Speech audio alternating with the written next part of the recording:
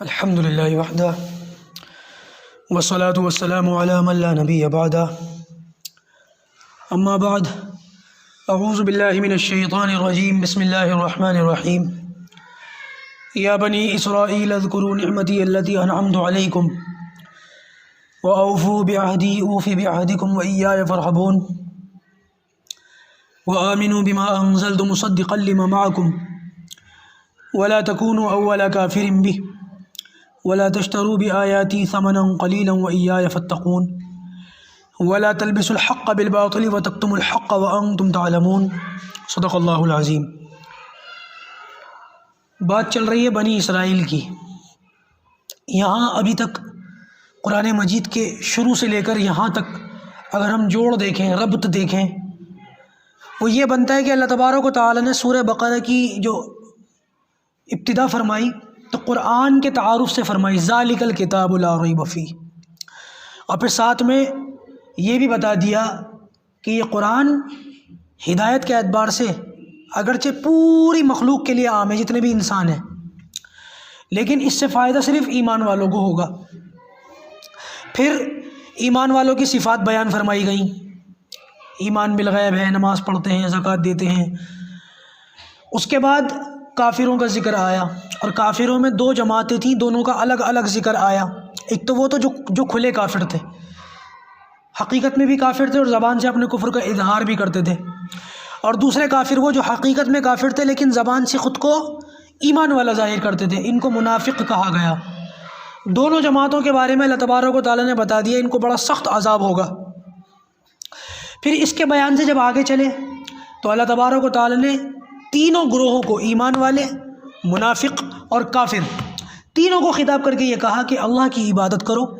اور اللہ تعالیٰ نے اپنے انعامات گنوائے کہ میرے تم پر کیا کیا انعام ہیں، اور میں نے دنیا میں تمہیں کیا کیا عطا کیا ہے، اور وہ تینوں کو دیا ہے، چاہے وہ منافق ہو یا کافر ہو۔ اس کے بعد اللہ تبارک و تعالیٰ نے آدم علیہ السلام کا تذکرہ فرمایا، آدم علیہ السلام پر اللہ تعالیٰ کی کیا کیا نعمتیں ہوئیں، کیا کیا انعام ہوئے، توبہ معاف ہوئی، ہے نا، معافی مانگی، اللہ تعالیٰ نے معاف فرما دیا، اور اللہ تعالیٰ نے اپنی قدرت کو واضح فرمایا، ظاہر فرمایا کہ میں نے ایسی مخلوق پیدا کی ہے جس کے اندر برائی کا عنصر ہوگا پھر بھی وہ بچ جائے گی، اور ان کو اشرف المخلوقات کا درجہ دیا۔ آدم علیہ السلام کے تذکرے کے بعد اب یہاں کفار کا ذکر ہو رہا ہے جو کھلے کافر ہیں، اور کھلے ہوئے کافروں میں دو طرح کے لوگوں کا ذکر ہے۔ اوپر تو ان لوگوں کا ذکر آ گیا جو بت پرست تھے، مکہ کے مشرک تھے، ان کے پاس کوئی پرانا یا نیا علم نہیں تھا، صرف اپنے باپ داداؤں کو انہوں نے بت پرستی کرتے ہوئے دیکھا تو یہ لوگ بھی بت پرستی میں مبتلا ہو گئے، اور ان لوگوں کے پاس اپنی بت پرستی پر کوئی مضبوط دلیل بھی نہیں تھی، پڑھے لکھے بھی نہیں تھے، اس لیے اللہ پاک نے ان کو، اس قوم کو امی قوم کہا ہے قرآن کے اندر، پڑھے لکھے نہیں تھے نا، اس لیے ان کو ان پڑھ کہا ہے، امی کہا ہے۔ دوسرے کافر وہ ہیں جن کو اہل کتاب کہا گیا، یہاں پر یا بنی اسرائیل کہہ کر کے خطاب کیا گیا۔ یہ وہ لوگ ہیں جو پرانی آسمانی کتابوں کو پڑھتے تھے، جانتے تھے، ان کا علم رکھتے تھے، پچھلے نبیوں پر ایمان لا چکے تھے، اور ان میں دو طرح کے لوگ تھے۔ پہلے تو وہ لوگ تھے جو عیسیٰ علیہ السلام کو نبی نہیں مانتے، موسیٰ علیہ السلام تک کا سلسلہ ان کا ہے، اس قوم کو یہودی کہا گیا۔ دوسری قوم وہ تھی جو عیسیٰ علیہ السلام کو نبی تو مانتی ہے لیکن اس میں تحریف کر دی کہ اللہ کے بیٹے معاذ اللہ، اور موسیٰ علیہ السلام کو نبی معصوم نہیں سمجھتے، اس قوم کو نصارہ کہا گیا۔ یہ تو یہود اور نصارہ ہیں، ان کو قرآن مجید میں جا بجا اہل کتاب کہہ کر کے خطاب کیا گیا، اس لیے کہ ان میں سے یہودیوں کے پاس تورات ہے اور عیسائیوں کے پاس انجیل، جس کو آج بائبل کا نام سے دنیا جانتی ہے۔ آسمانی کتابیں دونوں مذاہب کے پاس ہیں، اس لیے دونوں کو اہل کتاب کہہ کر کے خطاب کیا گیا، اور یہاں پر یا بنی اسرائیل کہہ کر کے خطاب کیا گیا۔ اب ان دونوں قوموں کو یہ بتایا جا رہا ہے کیونکہ یہ پڑھی لکھی قوم تھی، دونوں آسمانی کتاب سے ان کی واقفیت تھی، اور پچھلے نبیوں پر یہ ایمان رکھتے تھے۔ بہت سارے نبی ایسے جن پر ان دونوں قوموں کا متفقہ ایمان ہے، جیسے ابراہیم علیہ السلام، دونوں قومیں ابراہیم علیہ السلام کو نبی مانتی ہیں، نوح علیہ السلام کو نبی مانتی ہیں، وغیرہ وغیرہ۔ تو یہ وہ قوم تھی جو مدینہ میں اور مدینے کے آس پاس آباد تھی، اسی لیے سورہ بقرہ کے اندر ان کو خطاب کیا گیا، کیونکہ سورہ بقرہ مدنی سورت ہے، لہذا ان لوگوں کو خاص طور سے خطاب کیا گیا۔ اگر یہ لوگ ایمان لے آئے جو پچھلی کتابوں پر پچھلے نبیوں پر ایمان رکھتے ہیں تو باقیوں کے ایمان لانے کے امکانات بہت زیادہ ہو جاتے ہیں، اس لیے ان کو خاص طور سے